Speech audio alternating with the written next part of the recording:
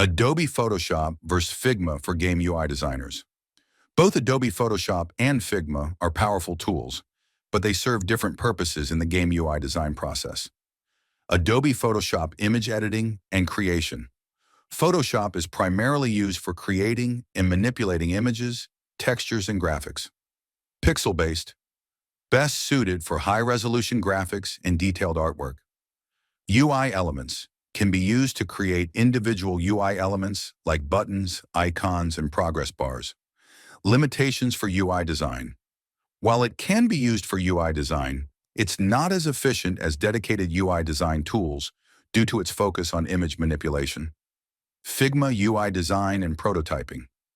Designed specifically for UI UX design, Figma excels in creating interactive prototypes and user flows. Vector-based, ideal for creating scalable UI elements that can adapt to different screen sizes.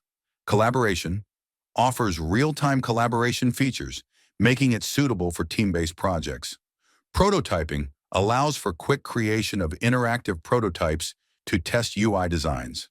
In summary, Photoshop is better for creating the visual assets of a UI, such as icons, buttons, and backgrounds. Figma is better for designing the overall structure, layout, and interaction of the UI.